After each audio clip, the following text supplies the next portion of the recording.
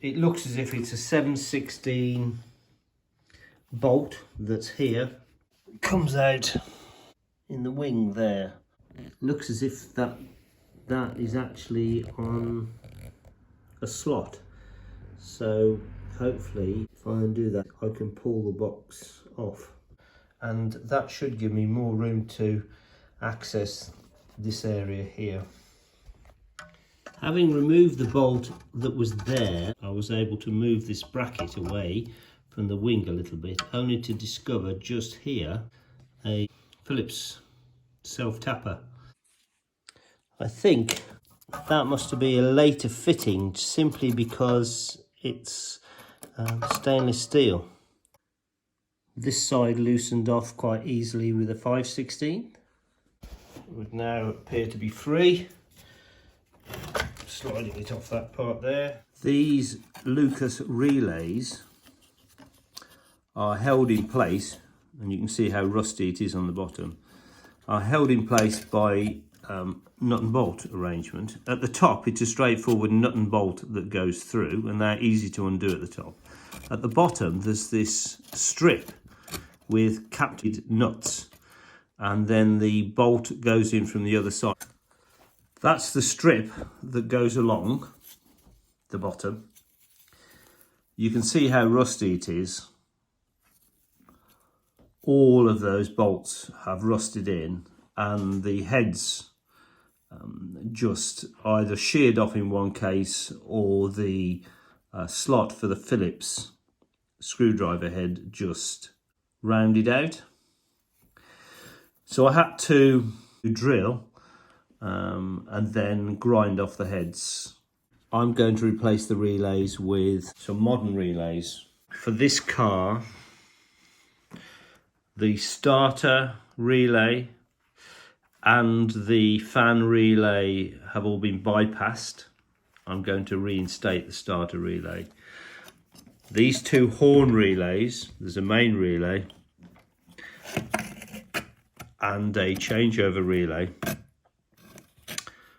These two have been bypassed, and I will look at reinstating those. That's the starter relay. That is the radiator fan and backlight relay. That one there is the main horn relay, and the one over here is the horn changeover relay. I also had a relay on the outside of my fuse box, but that was already again disconnected. I'm going to remove the whole fuse box, and I've decided the easiest way to do that is not to actually remove the lid, but to take off all these fuses. So I've marked them all simply 1 through to 13. Each fuse is simply held in place by 2 screws, and then they just come out quite easily once they're removed for replacement. That's the box removed. I had been considering putting on a normal fuse box top from an earlier car, but when I contacted Andy at Apple Yards, he was of the opinion that the lid is a different size. So that's why I've stuck with this circuit breaker fuse box, which I'll now take off, repaint, and I'll probably try and find a way of making that lid removable so that I can just take the lid off and put it slightly to one side, making access to this part easier.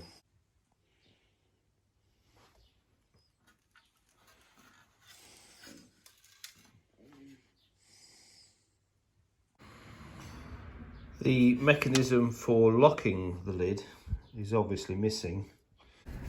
While I was in this area, this is one of the hydraulic pipes to the power steering, and the sort of foam protection had deteriorated, so I thought I would just add a bit more protection, and that's an old piece of coolant hose. with sufficient diameter. So I'll just pop that over the top of that. It already has a nice curve on it, and that will give it some abrasion protection. Cable ties on here and here to hold it all in place. I've painted the fuse box on the top. I'm just going to put this back. I've painted top cover. I don't know whether it's possible to get those decals. This is the circuit breaker fuse box, so might not be able to. And I'll now reattach that. I'm going to put through a rod all the way through. Previously it had a nut and bolt through there, and similarly on the other side.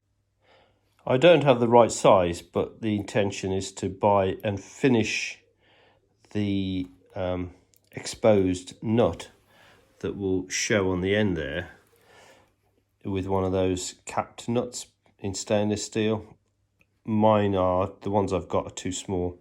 I just need to buy some bigger nuts. It was a lot easier working on the fuse box lid with it removed, and it is quite possible to put this rod in from this side all the way through.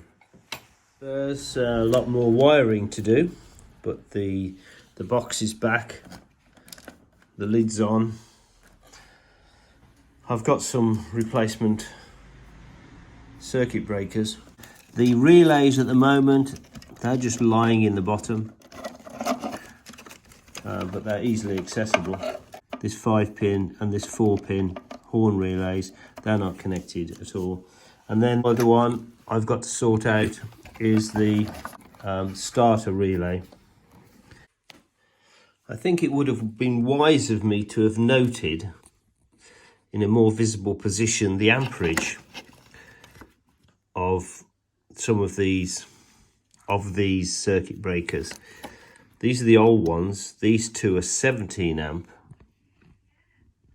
That's a 15 amp. I've got two new ones from Martin Roby, and they are 15 amp.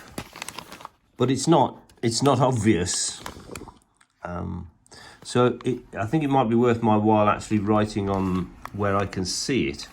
And I wish I'd have done that whilst I was in there and noted the exact size of these circuit breakers.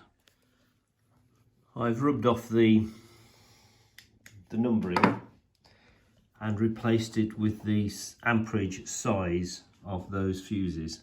They're all either 15 amp or 17 amp. I've taken the bottom ones off and had a look. This one here is a new circuit breaker from Martin Roby. That's a 17 amp. The codes on the side are slightly different. It's a different code. And looking at the tops of the old ones, there's a little circle there which I presume would have had the amperage rating on it. The new one does have a circle, but it doesn't have amp written on the button on top. So actually I'll probably go down all of these with a marker pen and put the amperage on now that I've discovered the amperage from inside.